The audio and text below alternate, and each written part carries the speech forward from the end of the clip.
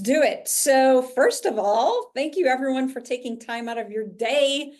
I know how busy the world is, and I appreciate you taking an hour out of your day just to be together. So welcome to our case study. Um, let's talk about before we start wrapping our heads around this case study. One of the things that we always do as a team, or me individually, before I start a meeting, is I want to know, like, what is my intention, right? So I just cut right to the chase. Like, why am I here? And funny story, I swim in the mornings with our youngest daughter, Katie, who's 15. And we're driving, and I'm like, Katie, we're gonna have a webinar today. And first she's like 15. She's like, what's a webinar? I don't know.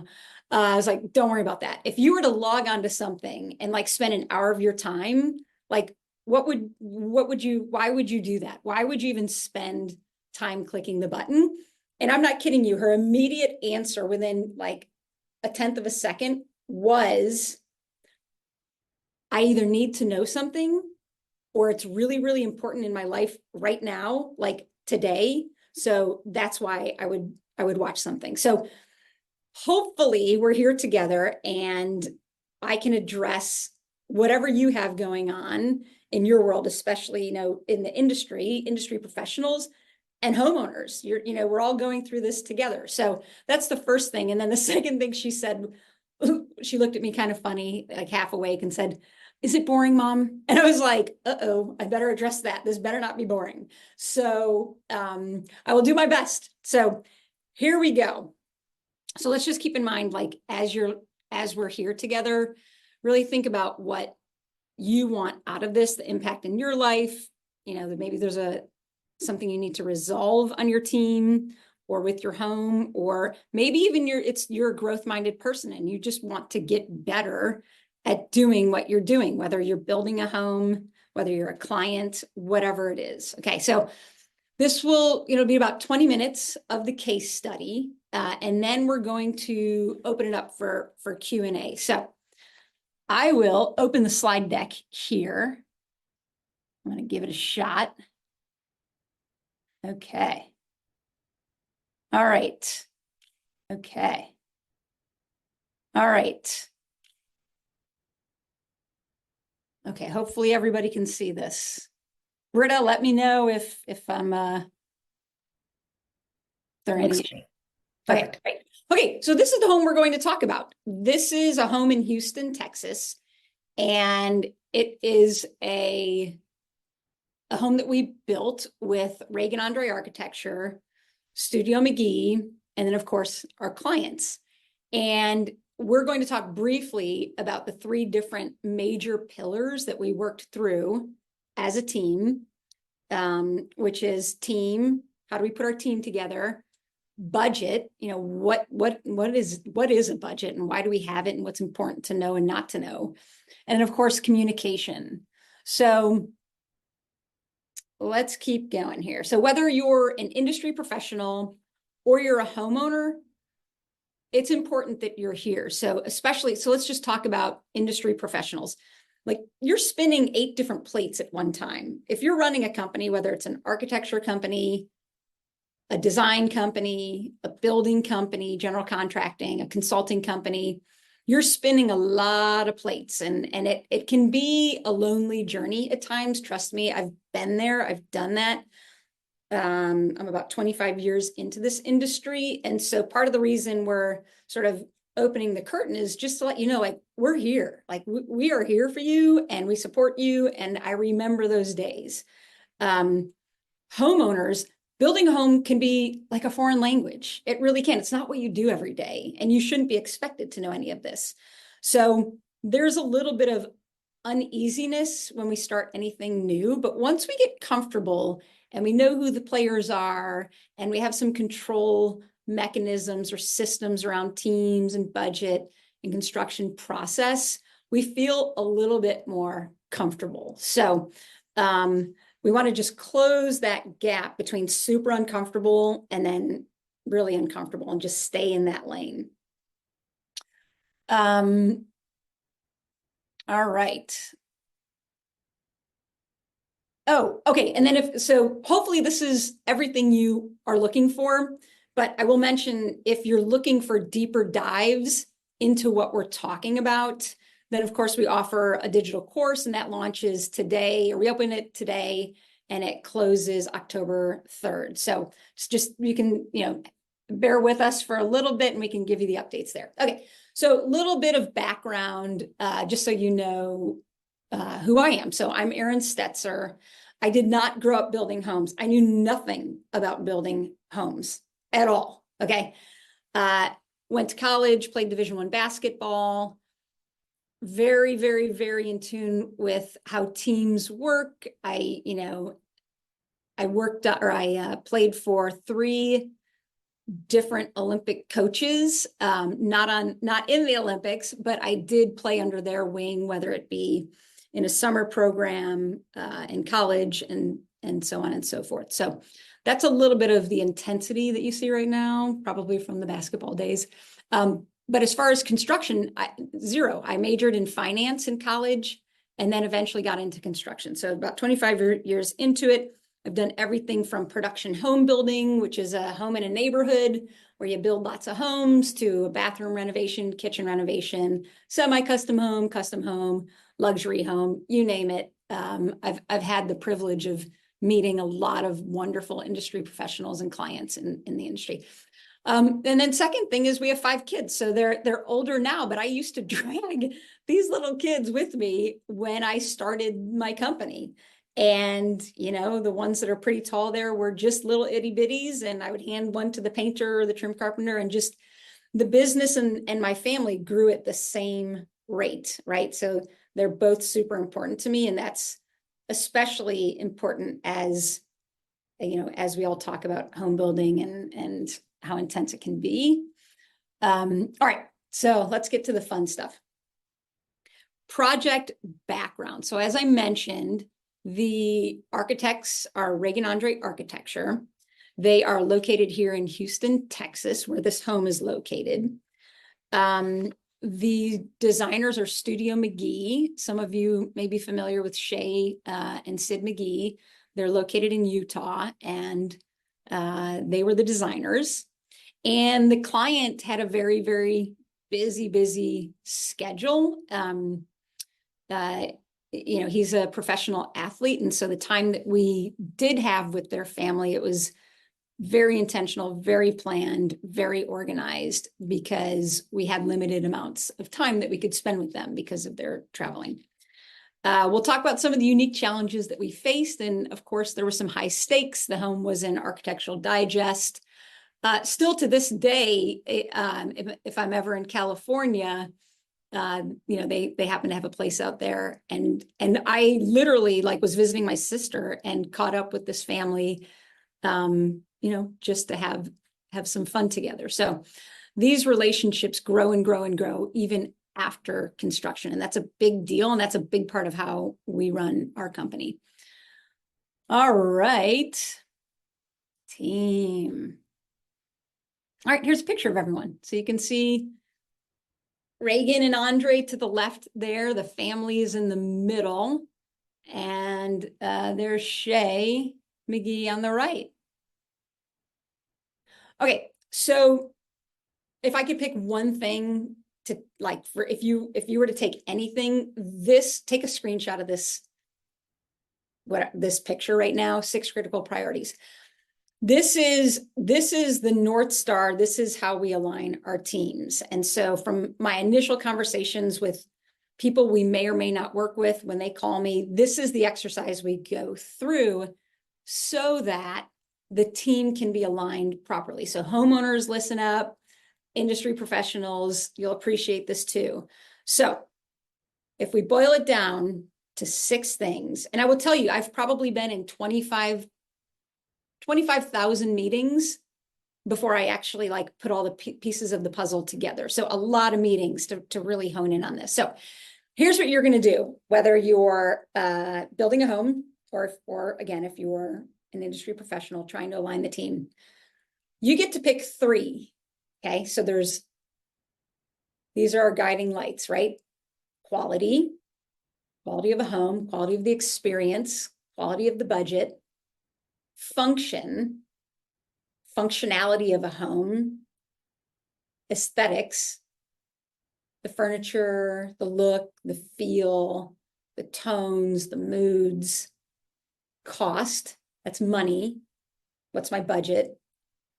Time, is time a driver? Is time not a driver? And then intrinsic value. And what I mean by intrinsic value is you may hit a season in your life and you're like, I just want to move into, I want to build a home. And when I move in, it's going to be like Christmas Day, where I don't lift a finger. I show up. My house is fully furnished. Every little detail is in the home, from the books to whatever's on the shelves, to the soap, to the towels, to the sheets, to the, you get it. Like, that's something that someone puts on their bucket list in their life. And that's what this home means to them. It's part of the intrinsic value. So you could work through that. It could be a tub that you've loved and you want to put this tub in your home. So, all right. So I'm going to pause for just a minute. And just while we're going through this process, pick 3.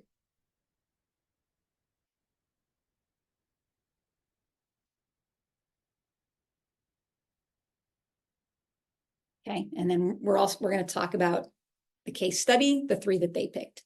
So before we do that, let's talk about the challenges. So we had a team that was, Studio McGee is in Utah. Architects are local. We need to figure out who's doing what, like who's on first, who is the leader, and when does the leadership shift in the process? Okay. So there was a meeting we had very, very early on, before we started construction. And the question really came up, like, when I'm in the field or my team is in the field building and I need answers, who do I go to? That's literally what I asked. Who do I go to for this? Who do we go to for that? And so we structured this part of our team first. And we got really clear on who can take the lead, because we don't want to bump into each other or miss each other in our communication.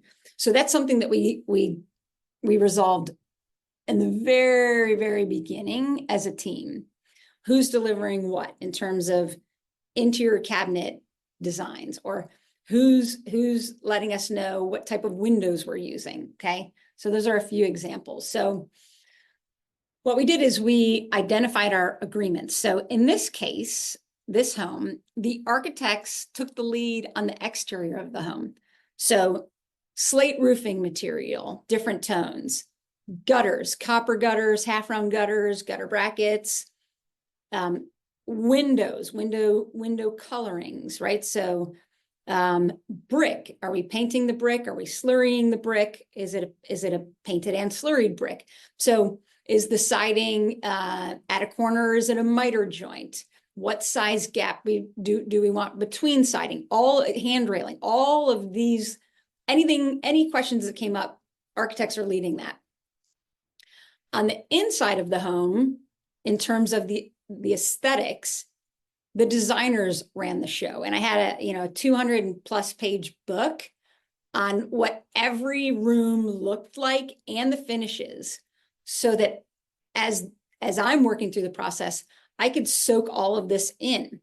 And that book was developed at about frame stage. Okay. But remember, very early on, we had this meeting like, hey, architects delivering this, Studio McGee's delivering this, builder is going to deliver, but we need these other things. Homeowners, we can't leave the homeowners out. We have to have a very clear understanding of the homeowner's goals. Okay. Some homeowners want to be extremely active in the process, and that it's part of the next 2 years of their life. And they have literally set their calendar aside and implemented their involvement in the construction of the home. They love being there. Well, the team needs to know that they are going to be a very active part of this process. Okay. So in this case, the family was traveling a lot. The kids are younger. What they wanted from us is to filter through all of this information for them and then present the options. So there was a lot of teamwork to then filter, to then present. Okay, so there were some combined efforts with each other, and those were clearly defined as well. Okay, so in order to work through these agreements, we had to have a system for how we're going to communicate with each other. So we had weekly meetings, whether it be FaceTime or in Slack, which is an app. That's what we decided we would do. And so every week on Thursday at 10 a.m., that was in our calendar. Like, it did not move. And everybody attends, which in this case, it was designer, builder, architect. Within these meetings, we had a chance to bring trades in and communicate about any special conditions. We could create mock-ups where maybe there was some confusion. We could talk through details by video. We would have tile layouts. So we would use this time to communicate with our trades, the doers, the people who are actually doing the work, and then really the decision makers, okay? And then that would be presented to the client. In this case, the designers took the lead on communicating with the client. So the client didn't get, messages from me and then messages from the architect. And so we made it, that was just how we were going to handle it. So we did identify who's going to be the direct communication with the clients. And then, of course, there are modifications during the process. So not everything is developed up front. As hard as everyone tries, it's a living organism. A home is constantly moving. And we did have a modification and approval process that we did work through, and everybody understood that process so that we could present in a unified way. All right, so everybody needs to be clear on what they're doing. And this is the actual home, and this was a meeting with the architect and the designers on site and the homeowner. And in this particular meeting, we were talking about the kids' bedrooms. They didn't have sort of nooks to read in, and this family is a big reading family. And so this is a meeting where we're brainstorming, okay, we've marked out where all the cabinets are going. We spray painted on the floors. And then we walked into the rooms and said, hey, like, maybe we have room for a few nooks for the kids could hang out and read their books. And that's exactly what happened. So each of the kids have their own little reading nook now. Okay, so before we get into budgets, I will tell you the three things that the clients, the three critical priorities that they had were quality, and that's the quality of the communication of the team. That's the quality of the home, the products being installed in the home, the craftswomanship. The second thing was function. They're a young family. In fact, there were 2 kids when we started the project and 3 when they moved in. So you can imagine, there are lots of fingers on the walls, and it needed to be a pretty tough home. So function was the second thing.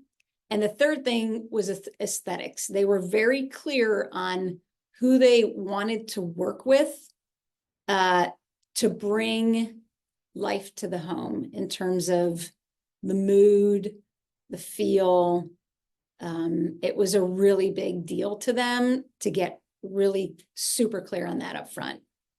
And so that's what Studio McGee did and Reagan Andre did. As far as the quality, we were responsible for making all of this happen, which was super fun. Okay, so budgets, let's jump into budgets. So the way when people talk about, when money enters the equation, and people's time and people's, the investments that they're making in this home, it can become it can have emotion around it. And so I've learned that when we're working through budgets, the emotions are set aside, right? Including my own emotion. And they're just systems and steps that produce an intended result. That's what budgets are, right? So it's a collection of data that is then organized, and it is placed on this piece of paper or 10 sheets of paper. And then we run an audit. So again, emotions are aside. These are numbers. These are 1s and 2s and 3s and 4s. There's no emotion here. Based on the quality, function, and the aesthetics, again, our guiding star, we're responsible for assigning a budget that aligns with those expectations. So you better believe it, this trim carpenter, is for sure the best in Houston, but maybe even further on than that.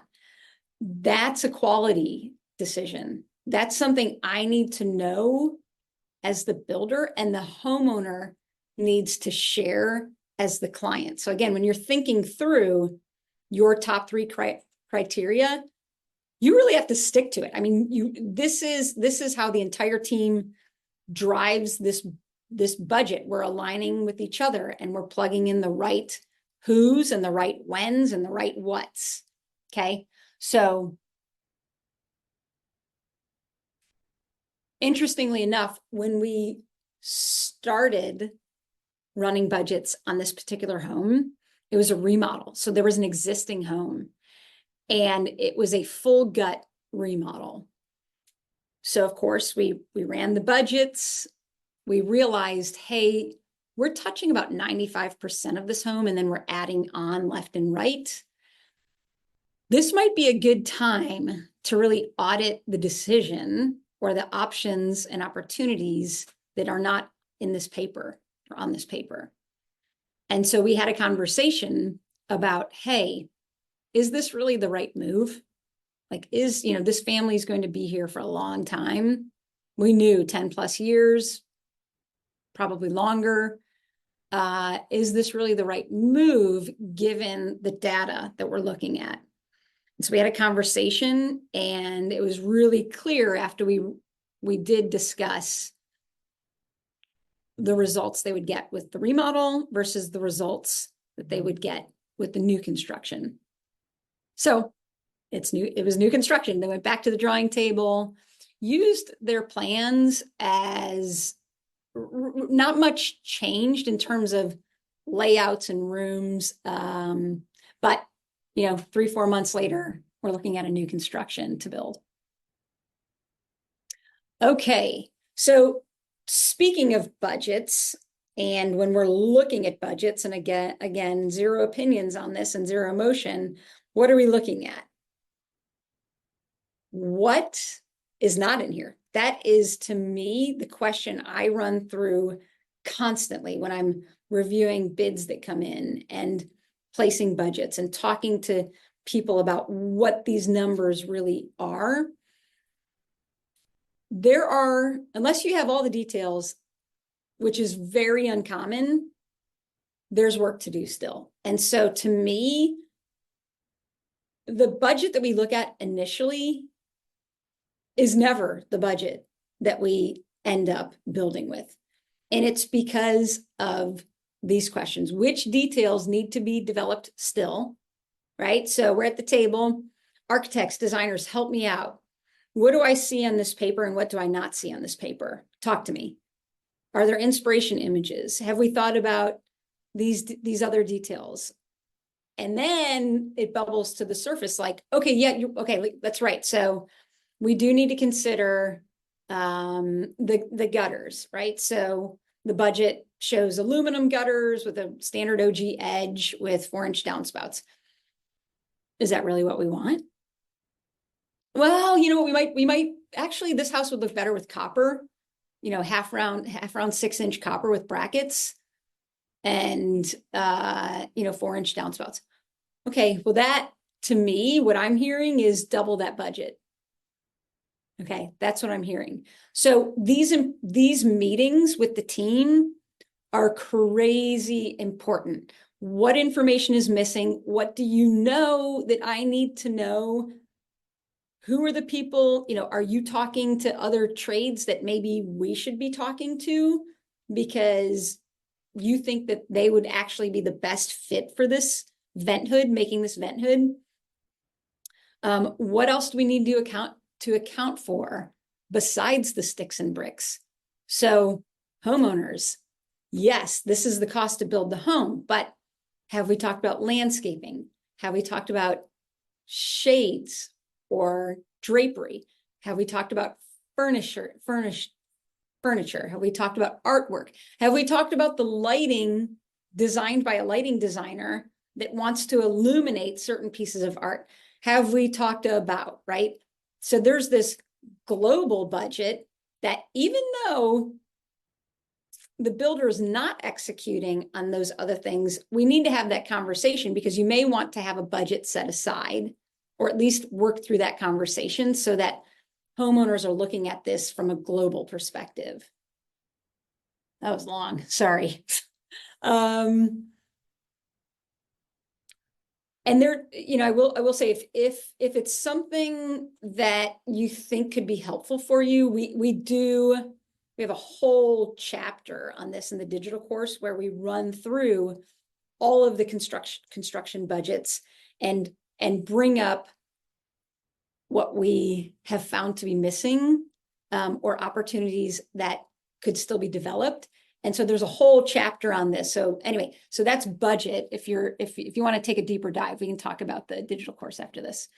Communication, big deal, huge deal in construction. All right, communication. All right, so when we're putting our plan together, there are very clear protocols for how we're going to communicate with each other. So again, in this case, we had our Slack or our FaceTime meetings. We have weekly reports that get sent out. This is what we're doing. This is what we did this week. This is what we're doing in the next 2 to 4 weeks.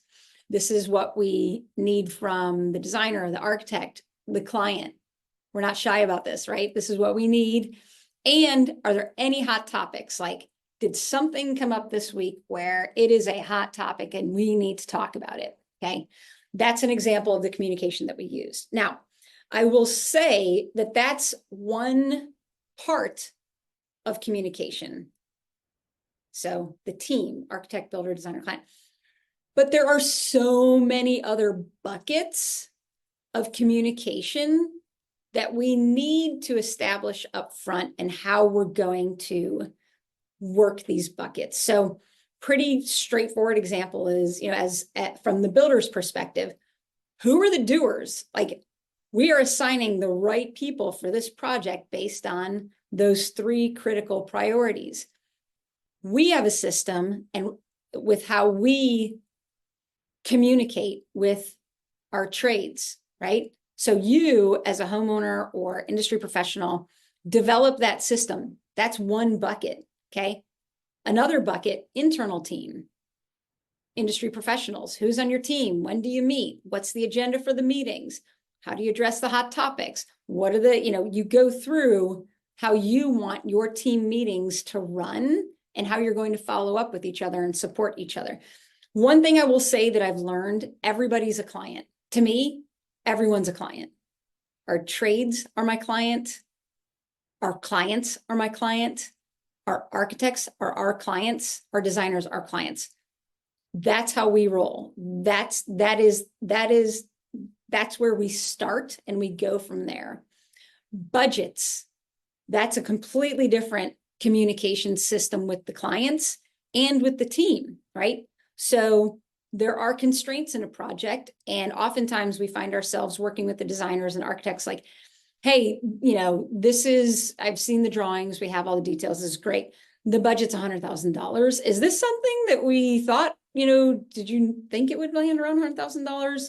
Or were we thinking maybe this is a $20,000 move? And we talk about it internally. And then what we do is we then talk to our clients about options, right? So we always want to give them at least 3 different options when we feel like we're not solid or sure about what we're presenting. And we need to be consistent. Okay, so the goal of communication is to have everyone rowing in the same boat. That, I think that's an old phrase, but it's so true. Everybody has to be rowing at the same time to make progress. If you have someone off, then we're starting to go backwards, and we don't have time to go backwards. Nobody has time to go backwards. So this is a very, very intentional way to make progress together in service of our clients. Okay. And I will tell you that this particular project did run very, very smoothly. It was very efficient, and the product is amazing. And you can see clients are super happy, and we get to visit and watch their cute little family grow up. Yeah, these are just some photos of during the construction with the designers and team meetings, and some trade conversations and tile selections that we worked through. That's a grout chart where the designers flew in, and we made sure to have, the 10 or 15 things that we needed to review with them. We either had a mock-up, a physical example, but whatever we could do to make this super efficient for them. Okay, there you go. 3 pillars of success on this project: team, budget, communication. Okay, so again, the course opens up today. We do close the doors October 3rd. If you have any questions about the course, we could stay on a little bit longer, but we want to make sure we're focused on the case study here. There's a little inside peek at Beyond the Blueprints. It's a little bit about what the program looks like: creating your vision and building your team, which is what we just talked about, controlling your budget before you break ground, talk about what happens there. Then all the construction, right? Dirt to drywall finishes, and then closeout. So this is a little bit of a roadmap.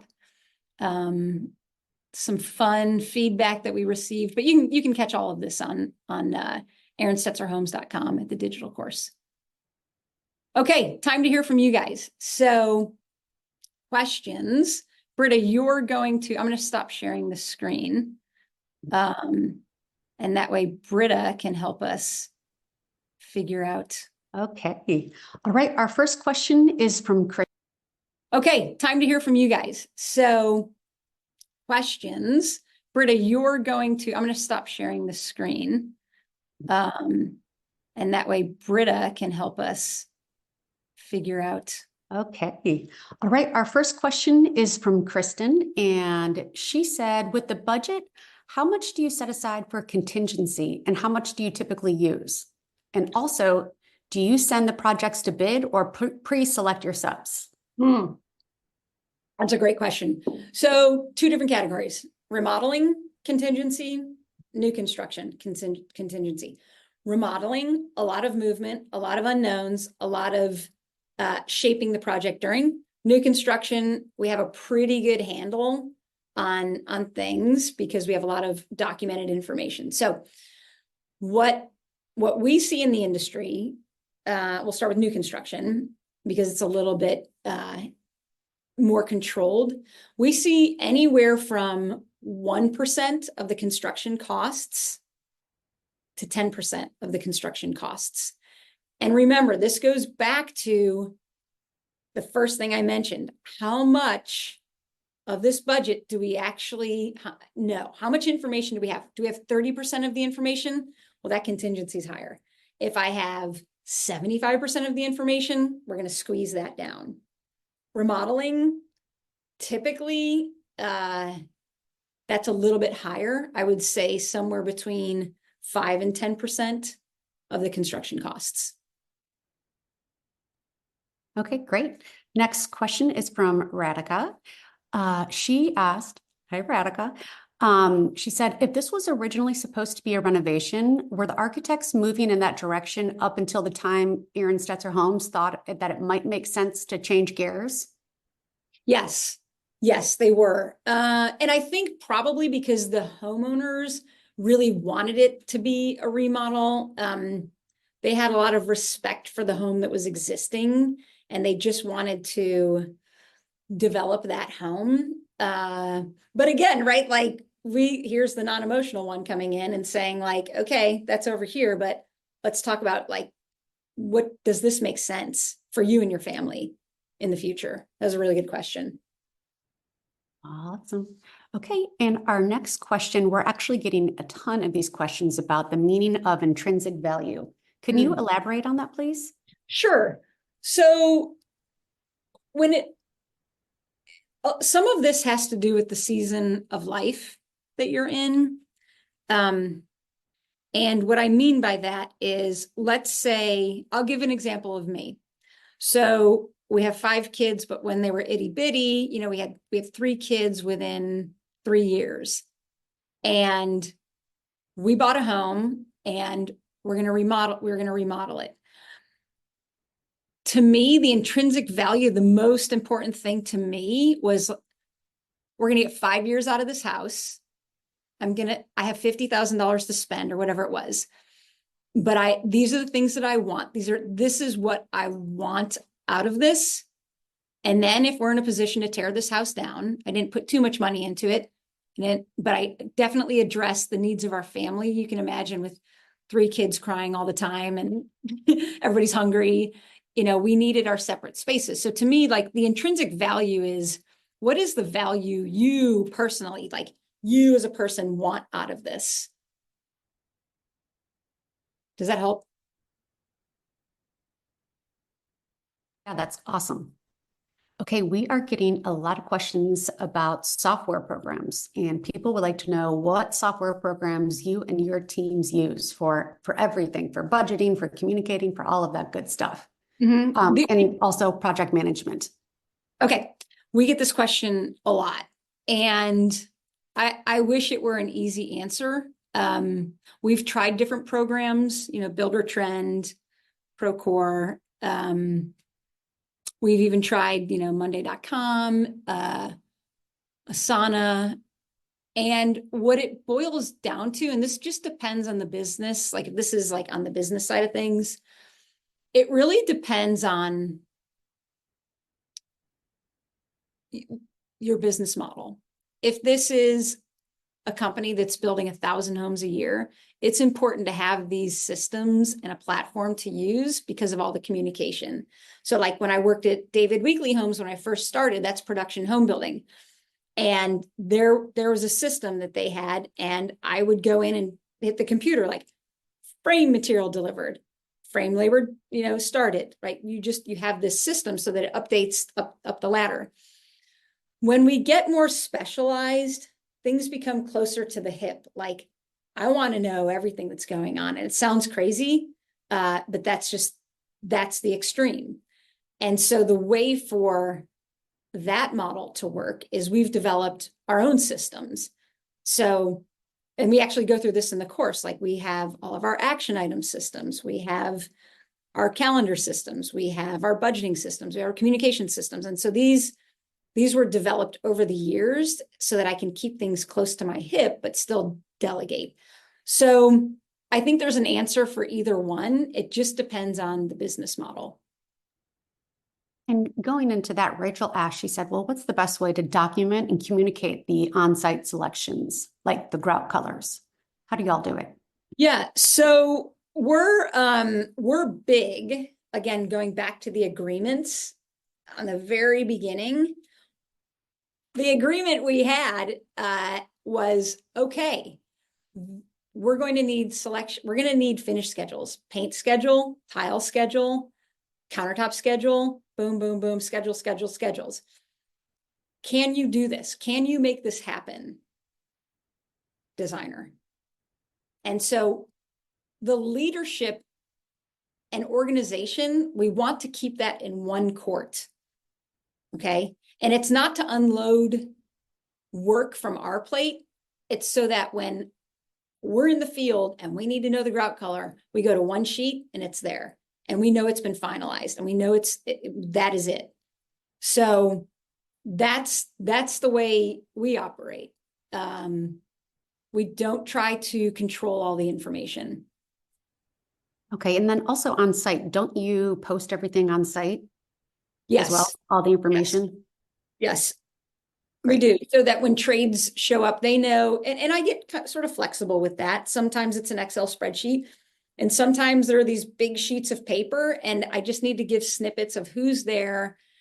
And the reason behind that is so that trades know who's in the house. And if they have a direct question, they're going to ask the other trades. Wood floor person might ask the painter, hey, are you going to be working in the primary bathroom tomorrow? Because I've got some work to do. So it gives people an understanding of how the home is making progress, and there are dates assigned to that. So that's another way that we communicate.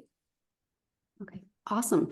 And we're getting a lot of questions about when does the general contractor come on board, an interior designer, and we're getting a lot from both sides saying, at what point do we come in? And we have a lot of people in the chat saying immediately, right from the beginning. What are your thoughts?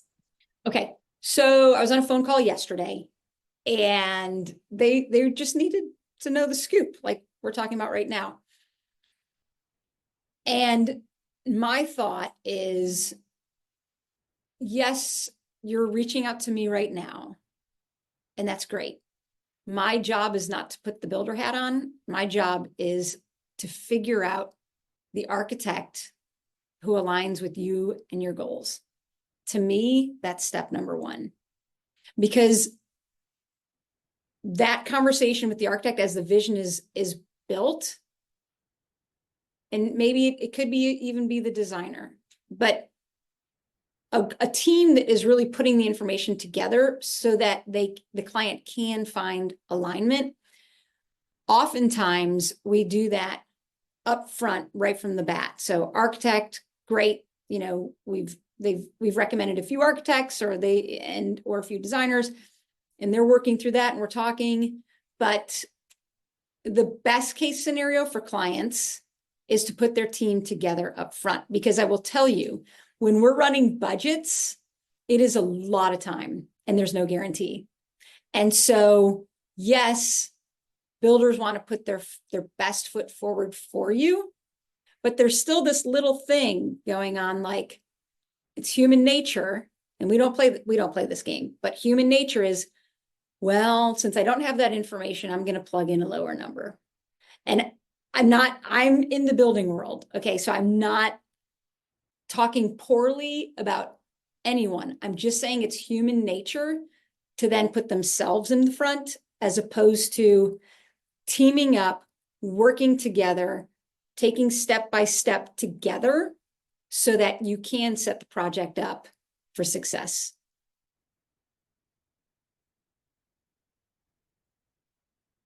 Okay, great. Next question, and we're getting a lot of these as well. This is from Windsor, who is an industry professional, and he asked, where he said, in these situations where there are multiple drafts and pre-construction work, like drawing plans or creating budgets and estimates, etc., we all know how much time and energy that takes from a builder. While I'm sure we're all happy to do it if it'll result in a completed contract, but one, how do you vet those situations that will result in a completed contract? And two, how do you bill for those pre-construction, or do you bill for those pre-construction meetings or hours? Yeah, these are good conversations that we've had in the past too. Here's the thing. I think it goes back to when I think through this and peel the onion back, I'm also very clear on who I want to work with. So as the builder, I'm very clear on the team has to be the best team possible, right? The best humans possible. And I can recognize that up front if I'm not a fit, right? If I don't fit that model with everybody, or there's something off, then we back away.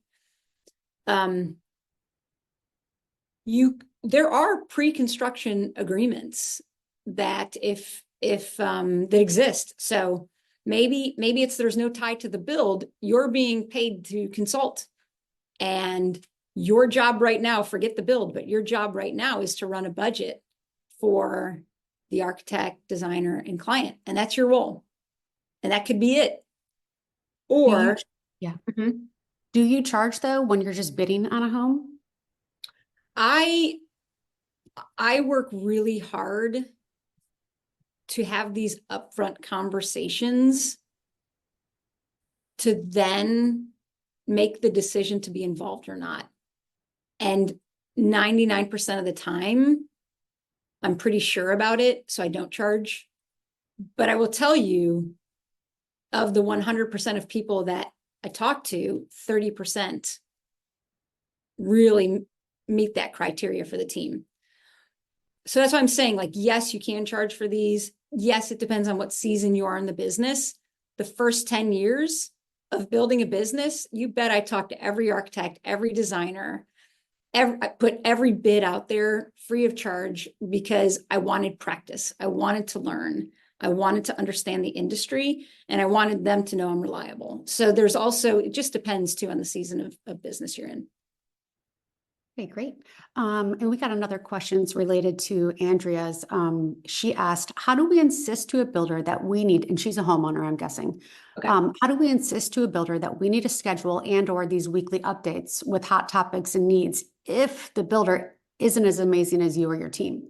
A lot of builders we work with are not as organized. Should we set up the systems for them? Okay, so we did go through this. She might be a designer. I'm sorry, what? She might be a designer. Okay. So it's never too late. It's never too late to get better. It's never too late to over communicate. There's always an opportunity to bring the team together. And whether that's the client or designer or builder or architect, that's my take. If you recognize something that can be better, then it's time to huddle up and create that system together. It doesn't have to be anything crazy either. Like if this is, if this seems like a complex thing to work through, then I would break it down into small bits. I would break it down to, hey, why don't we have a 10-minute phone call on Friday? And you can just run me through what you're thinking for next week, right? So it's not as heavy for the builder. It's not as time consuming. But what you're going to do is you're going to build that program while you're building collaboration with each other. And there will be some appreciation because of these conversations or because of these notes, then, you're really protecting the client. Decisions were made and we need to try to help each other out. Maybe you noticed the builder forgot something and you could phone call on the side. Hey, I noticed like the hardware. I didn't see it on the quote for the cabinetry in the mudroom. Can you just double check that? I don't see it on the order, right? You can have these behind the scenes conversations. Okay, great. We got a question from Gina, and she said, regarding budgets, is the builder putting together the entire budget, including the fixtures, furniture, material, or does each entity have their own budgets to present to the client? So that's a really good conversation to have up front when we're talking about agreements. The typical approach would be, there's a pricing set that gets issued, right? So the clients go through schematic design, or sort of big picture, and then the architects provide a pricing set, something to work with that has, let's just say 60% of the information or 75% of the information, something substantial to work with where you can reach out to trades. That's part one, the plans. Part two is the architect should be supplying specifications. What type of siding? Is this hardy artisan siding? Is this Akoya hand milled? Siding, again, gutters, roof, slate roof, or an option for shingle roof, right? So going through these specifications for what are the big components of the house, there's typically a list there that we look at when we're putting the budget together. And then the designers typically either give us a selection, like the appliances. You went appliance shopping, This is the quote for the appliances. Great, plug it in. Didn't go shopping for appliances. Designers look back on historical data. Okay, plug in $50,000. Or, if it's one of these French ranges with all these other, plug in $150,000. But the designers really let us know or inform the team of tile allowances, countertop allowances, paint selections. And so all of these finish schedules are developed later, but we start with allowances. Okay, great. All right. And to get everyone going, could you tell us a little bit about your kickoff meetings to get the whole team aligned at the very beginning? How do you hold your kickoff meetings? Yeah. So some of our projects have teams that are scattered throughout the country. So one of the things we go through in the course is I have a scorecard for everything and everyone, and that's a whole different deal. But I basically, at the end of a project, I audit the project with our team and with the designer and architect. And so we evaluate what worked, what didn't work, what could work better. And then we go right down the line. I have a scorecard for me, and my team lets me know what I messed up on or what I can improve on in project manager. So we do all these auditing. And so with that information, when we are starting with a team that we have not worked with, we have that scorecard and we bring up questions and run through that scorecard. Okay, this didn't work before. How do you guys like to handle this? This is what we need moving forward. Can you handle this? So that's kind of the big picture. Now, if it's a team like on this project, we're working on the same team, Reagan Andre, Studio McGee, and we're the builders, and we're starting another project with them. So we had a Zoom meeting right at the beginning and said, okay, how do we want to design all of our systems right now? And there were some things that we changed and things we added. So again, it takes a lot of thoughtfulness up front to work through how we want this to turn out, because that's how I build a home anyway. I start backwards. I literally in my head start backwards. And so everyone needs to think, whether it's a homeowner, I want this. I want this. Don't be shy about it. Same thing with designers. I want to accomplish this for my clients. Okay, great. We got a question from Alex. Alex asked, do you meet off work hours with your clients? We prefer to meet during the workday so we can pull in an appropriate team member to help clarify details and schedule efficiently. We're considering this as a non-negotiable for our future clients. Is this unreasonable? This is such a great question. And I can thank my kids when they were very younger for this answer. When people are really, really busy, and people are really, really busy, we are forced to create systems and standards. And that's where we operate from.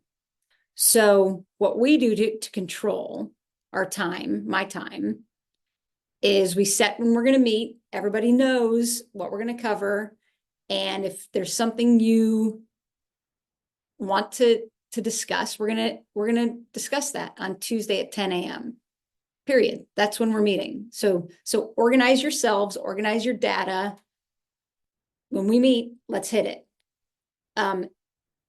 I've always been really, really hardcore about that. And I will say I've never had pushback from clients because they know that you're focused on them. I'm focused on them. That's what they want. They want you to care. They want you to be focused. They want you to tell the truth. They want to have hard conversations with you when it's appropriate.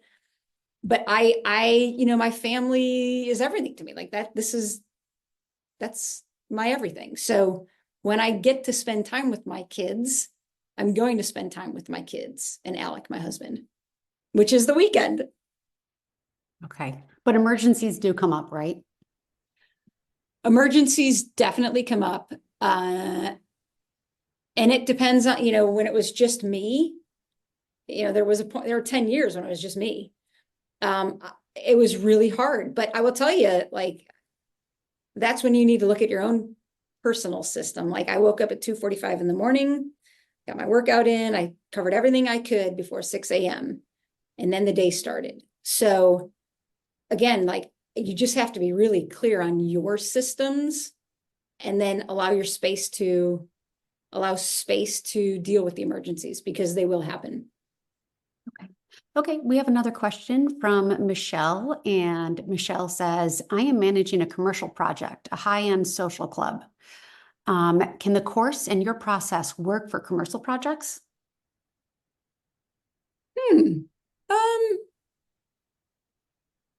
We'll have to ask Akash. I don't know. We should have a different conversation on that. I'm not sure. We did have a commercial person. Let me reach out to him. Akash, if you're in here, let us know. Yes. Yeah, that maybe they could connect, Britta. Got it. Okay.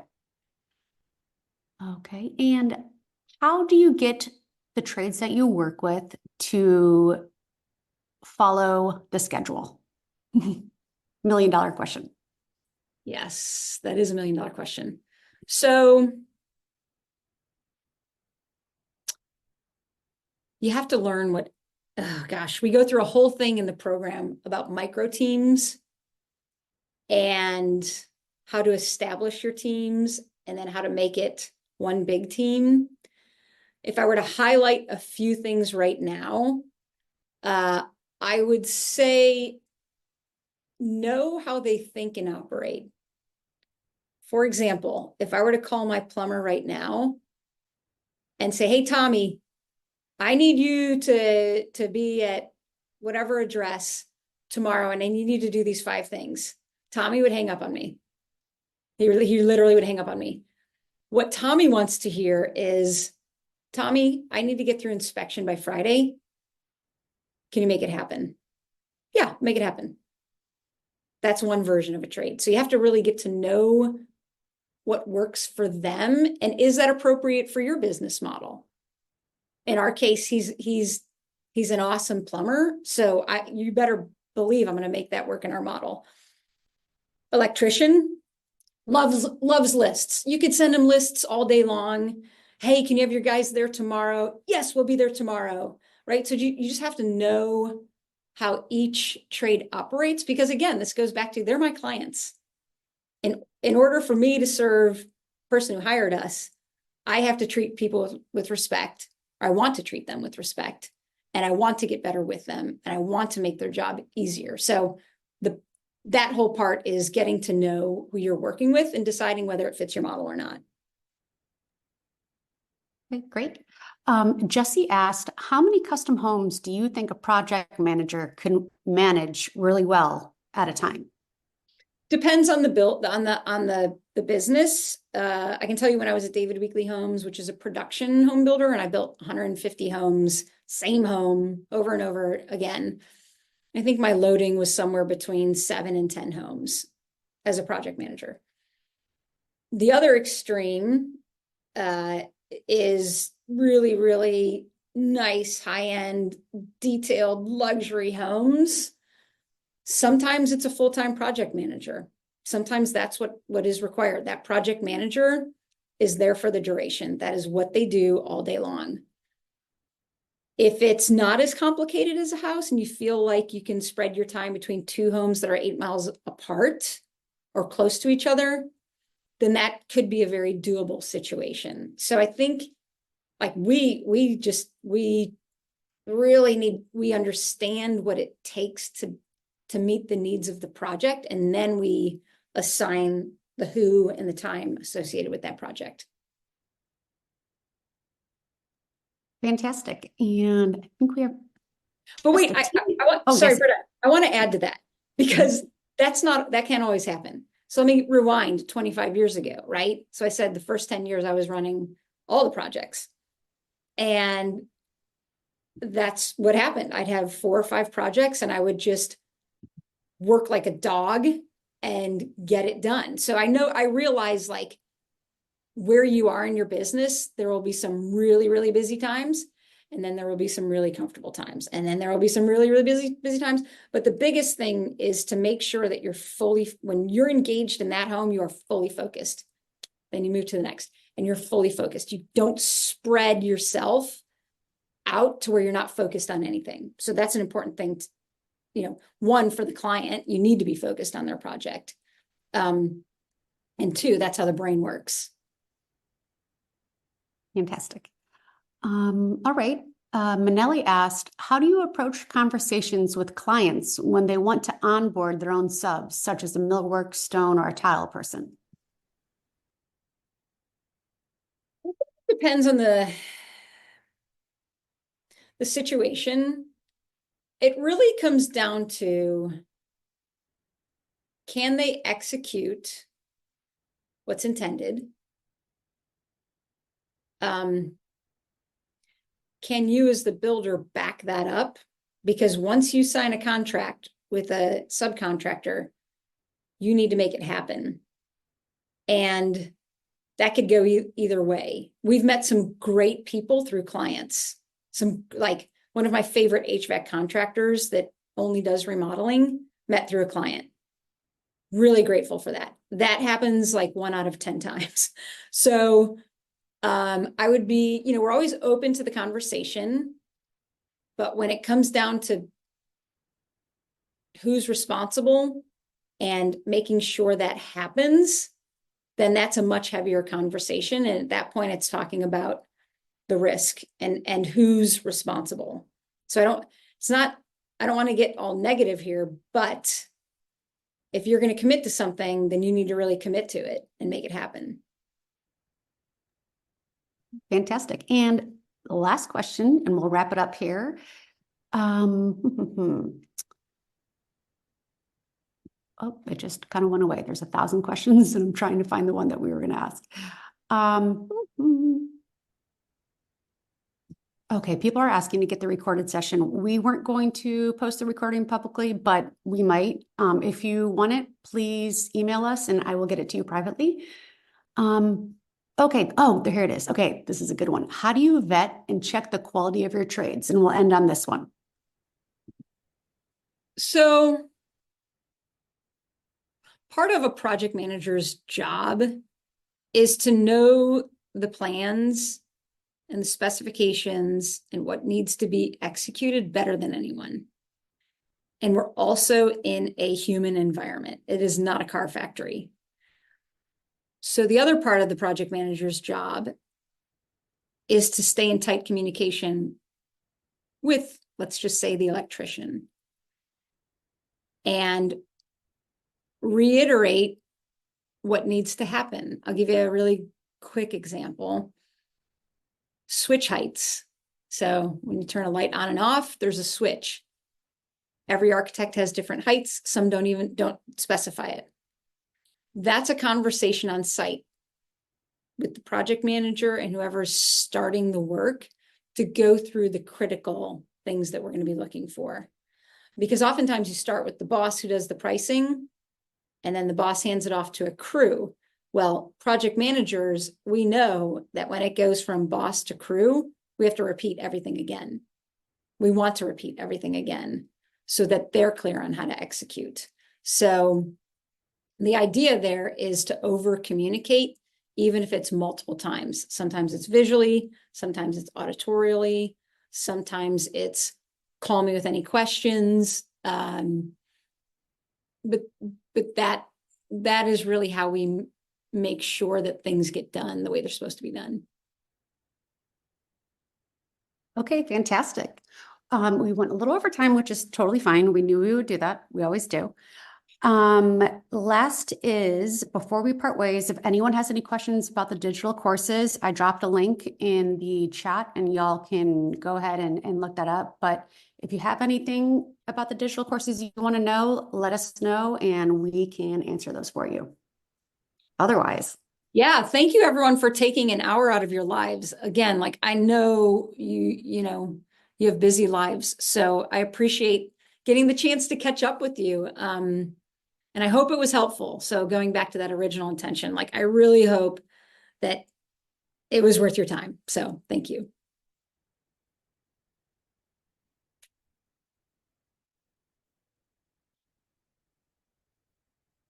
I'm going to hop into the chat now.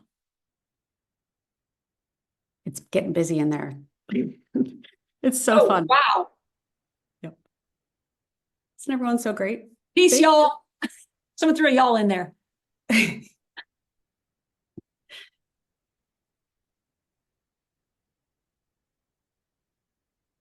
Holly. Look at you guys. How fun.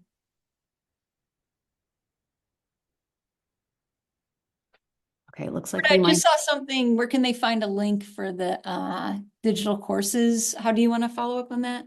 Let me drop it in the chat again. But also, you can always just go on erinstetzerhomes.com and under Beyond the Blueprints, you can check that out right there. Here is the link again. And Delaware, Chicago, oh, yeah, Bernie, Texas. awesome. Okay, great. All right, I think that about sums it up. Oh my gosh, you guys are great.